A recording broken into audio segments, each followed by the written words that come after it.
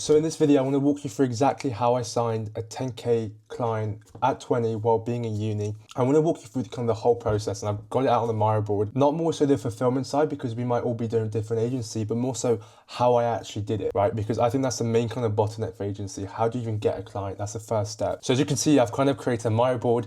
I've tried to dump as much as I can on there, but also I'm going to show you some examples on my LinkedIn messages, etc., all on this kind of video. But I kind of have a Miro board to go through the structure and obviously just to give as much value as we can. So to jump on the Miro board, how I sign a 10K client at 20 Watt Uni, well, it all starts with a personal brand. I hate to say it, but it's extremely hard to do this without a personal brand.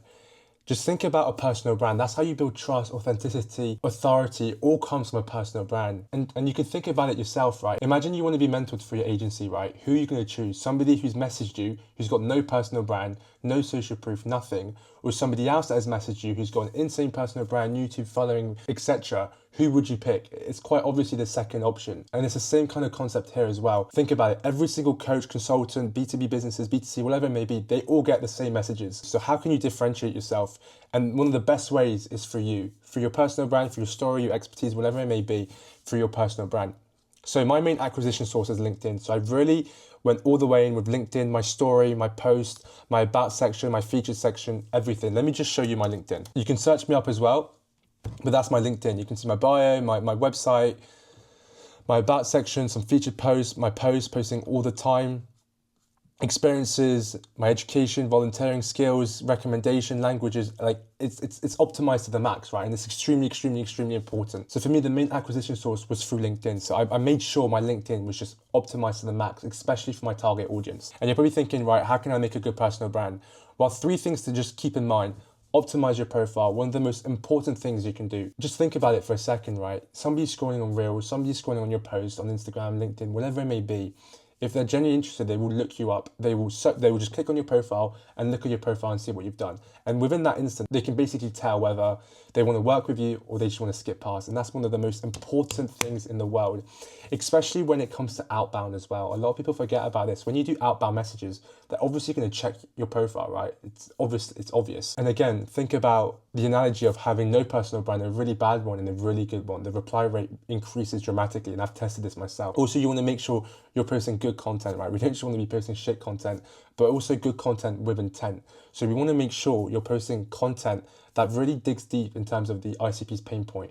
And that's why it's really important to nail down your ICP and know as much as you can about the ICP. And a great example is you can look at my Instagram, the Reels, there's no real clear ICP, it's just entrepreneurs. I'm not really doing anything with it. But then you go on my LinkedIn, there's a clear ICP, coaches, consultant, struggling with personal branding and booking and calls and appointment setting. And it's extremely important you post with intent. And this is something that I actually struggled with. I was posting some content that were just not value-based, they're just a bit irrelevant to my audience. And looking back at it, I should have just posted more educational, value-based content. Obviously doing some sort of top of funnel content, because that's really important, but 80-90% of the time just being educational, value-based content. And lastly, how can I put my story in a way that stands out? Something that's extremely important as well. These are all 3 really important points, because I get on calls with these kind of coaches, consultants, and they all tell me they get 3 to 5 messages a day from people in my industry who are selling the same thing, basically, right? Marketing, them getting more leads. And getting more book calls. And I'm always like, then what made you hop on a call with me, right? And then they say, I just love your story. I love how you position your LinkedIn. And I just love what you're doing and the story behind what I'm doing and kind of my background. And that's kind of what pulls my weight a bit. You know, I'm a uni student, I'm young, and you know, most people watching this, you're in the same sort of position, right? So it's really about how can I leverage that into a good story? And obviously you can utilize stuff like AI to really position yourself really well based on your story. And obviously each person is going to have a different case. And that's why it's really important to showcase that story, really get into why, and really try and get as much emotional attachment out of it as you can. Those are the 3 main things I would focus on when you're building a personal brand, right? Really important. And what this happens, perceived value increases, right? Reply rate increases, trust increases, people liking you increases, really important because people buy from people. People wanting to get on a call increases. Basically, everything increases. It's basically a no-brainer. It's one of the most impactful thing that can happen. It's like pre-selling them a bit. It's honestly incredible. Now, that was kind of the first step, having my personal brand nailed down on the spot. Then the welcome message. So what I do with LinkedIn, because again, this is probably going to be LinkedIn because LinkedIn is the main acquisition source, but it's sort of a similar thing with Instagram as well. So what I do is I connect with 20 new people a day on LinkedIn because that's kind of the cap. And then what I do is I message every new people that have connected with me. And this links back again to having a good personal brand because the connection acceptance rate is much, much higher. With the people that have connected with me, and I'm still testing these out, I write a clear, simple, soft message. Thanks for accepting my request. Great to be connected. They reply, typically thumbs up, likewise, whatever it may be. And then I start a conversation with them. I qualify them, I send them a Loom video, and I book in a call. So I start a conversation, they might say likewise, and then I might say, so what are you currently working on at the moment?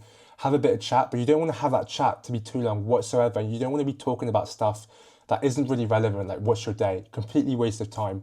You want to qualify them, make sure that they actually have the problem and they're really struggling with the problem. And then you say this, and obviously you can kind of reframe it, but don't want to waste your time. I would actually love to create a Loom video for you in terms of how we can scale your offer through content. Would you be opposed to that? Or even better, if they've said, oh, I'm really struggling with lead generation, I'm really struggling with book calls, you can say, I would love to create a Loom video in terms of how we can provide lead generation for you, or how we can provide you more book calls using you as a real case study. So really digging deep into their profile and why it isn't converting. They'll say yes. You send the Loom video, they'll love it because you've taken time, personalization, and then you book in that call. That's basically the message sequence that we use on LinkedIn, similar to Instagram as well. I'm kind of dabbling into Instagram as well, but that's the kind of message sequence. To give you numbers and KPIs, to break it down, you're sending about 140 connections a week on LinkedIn, right? And if you're targeting people on Instagram, you can also think you're messaging 20 to 30 people a day. So you can kind of compare it. At least 50% should accept, 50 to 70% should accept, and that will comes from having a good personal brand. And that means more you can message more people, because with the people that haven't accepted, you can't really message them unless you're on Sales Nav. So at least 50 to 70 people have replied, let's say 50%, you end up messaging 70 people. Reply rate should be 30%, 21 people reply, 6 people want to see the video, at least 4 people booking a call with a week with a very high qualified prospect, because they've sent you the Loom video, they know exactly what you can do and what you can produce. They've watched the Loom video and they want to book in a call, right? Who would book in a call if they're not interested after watching the Loom video? It's just a bit stupid. You can actually up those numbers by using Sales Navigator as well. And the great thing with Sales Nav is you don't have to be connected. You can just message them straight away. But also there's a cap. You don't want to be doing more than 5 to 7 a day. But you can implement the same sort of strategy, and you can implement the same sort of breakdown in KPIs as well. Now, to get into why Loom videos and what to put in the Loom videos, the first thing, why do we do Loom videos? Well, they get to see you, your charisma, your personality, your tone of voice, trust.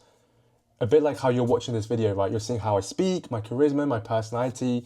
It also shows effort and shows personalization. If you're going out your way to make a 5-minute Loom video that's personalized to them and their problem, but also kind of auditing their profile, they'll appreciate that, right? It's just a subconscious thing of, oh, he's really putting effort, I really appreciate this. And then booking a call becomes much higher. But also back to my other point, they're not booking the call if they're not really struggling with this problem, right? They'll say, thank you very much, this was really appreciated, but it's just something I might not need at the moment. And the whole point of the video is to sell them on the call. Never sell them anything else. Sell them to get on the call. That's the most important bit. And then on the call, you can sell them your features, your strategy, whatever it may be.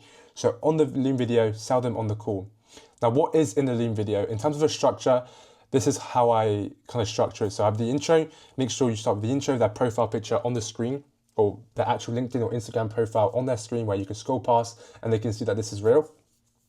And then I go straight to the case studies to keep the retention high in terms of results, who you've helped, what tangible results you've got, walk them through the strategy on the Miro board. So I actually create a Miro board a bit like this and I walk them through a strategy. And in that strategy, you walk through what they're doing, the bottlenecks, what they're doing wrong, and what you would do differently, but also the results they can kind of get. Don't go into too much detail. And then at the end, you have a soft CTA of, I would love to book in a call with you, would love to understand more so where you're at the moment, where you want to be in 3 to 4 months. If that's the case, we'd love to send over a Calendly link where you can book in a call at your convenience. And then that's that. Done. And with that, it's not like you're forcing them a Calendly link down their throat, right? They can choose, you said, it's up to you. You said it in a really nice, polite way. Now, if you don't have case studies and results, what I would do is I would just jump straight to the strategy. Don't even bother with case studies and results, just straight to the strategy. You can also say things like, for example, don't say I've helped this person, but you can say this person has done X, Y, Z from the same strategy as an example.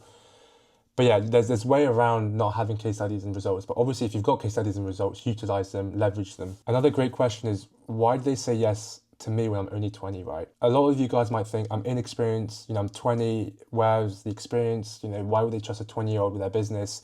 It all comes back down to the personal brand and positioning.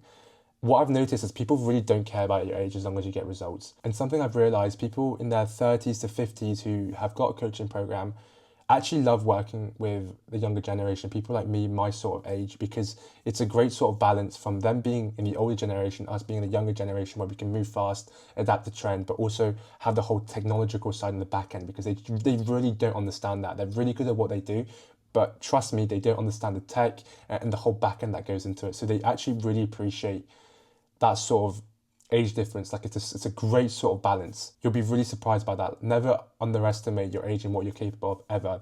And that all comes down again to the sales call of making sure you come off as an authority. Some of the things that didn't work.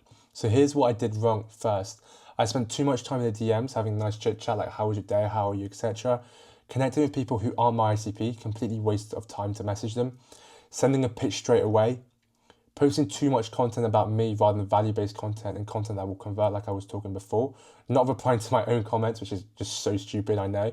And not posting about what my ICP is struggling with. With that, you can still post value content, right? But it might still be completely irrelevant to your ICP. So that's why it's really important to do deep research if you've never gone into a sales call, to really understand the main sort of problems your ICP are facing with. But at one point, you'll get onto so many sales calls that you'll sort of realize what people are really struggling with. The sort of three main pain points, which might be time problem, expertise problem, tech problem, and then you can write LinkedIn posts or Instagram scripts, whatever it may be, based on those main key points where you're targeting exactly your ICP and exactly what they're struggling with. So that's a really great way of understanding and how to post content that you know will convert. And again, you can utilize AI if you've never gone into a sales call, but always listen to your customers and to your ICPs, right? To your potential prospect, because these are the people that you want to sell. And if they're telling you that X isn't working and you realize it's a repeated pattern, then you want to create videos, scripts, written posts, etc. based on that topic. Now, to walk you through the sales process, which for me is the most important in my opinion, and this is something I've really struggled with and still not the best, but to walk you through how it worked in terms of the call with a specific client, it was a 2-call close. The first call, I really understood where they are, what their challenges are, and where they want to be in 4 months. She literally left the call saying, this is exactly what I need. And that's exactly the feeling that you sort of want to achieve in a sales call. She literally said to me, this is exactly what I need, but I just need to have time with finances, because it was quite high ticket, 10K, especially she's from South Africa. So, it's quite a lot for people there. But she came off the call saying, that's exactly what I need. And that's the sort of belief that you want to express to your client, right? This is exactly what they need. And then on the second call, she just said, let's move on. There was no objections, nothing, just let's move on. I sent the contract, I signed, and then we booked the kickoff call. So that's the power in terms of really getting the first call nailed on the spot. Now, obviously, if you can close them on the first call, that's obviously much better. But each case is a different sort of scenario. And that's basically the process of how I sign a 10K client at 20 while at uni. Now, to give you just some more value, let me just walk you through my LinkedIn and my LinkedIn strategy. So I post every Monday, Tuesday, Wednesday, Friday. I actually schedule my post 2 weeks in advance. I'm always 2 weeks ahead. Now, let me just show you my scheduled post. So you can see one of the biggest problems in the coaching space. People love to fall in love with their methodology, and this is something that I've noticed. Well, most coaches don't lack ideas. And here I did a case study of a YouTube VSL and how he generated X amount of profit. And this is more so the top of funnel content. So you can see my strategy here. And then if I show you my strategy that was before, it was much more top of funnel content, such as the gym improved my business. It's not really directly to coaching and consultants, if that makes sense. Or most people quit during the weeks like this. Week 24 documented my journey. I'm building 3 businesses simultaneously while being at uni. I realized that these sort of stuff don't really tend to convert, and it was more so just a nice to have. So I really changed my strategy in terms of giving as much value content as I possibly can. But yeah, that's basically the process of how I sign a high ticket client at 20 while also juggling uni. If you have any sort of question, please let me know in the comment section below. I'm more than happy to go through it, or you can DM me on Instagram, and I'm more than happy to reply and get back to you and kind of give you my own piece of advice. But yeah, I hope this video was somewhat valuable and useful, and I'll see you guys in the next one.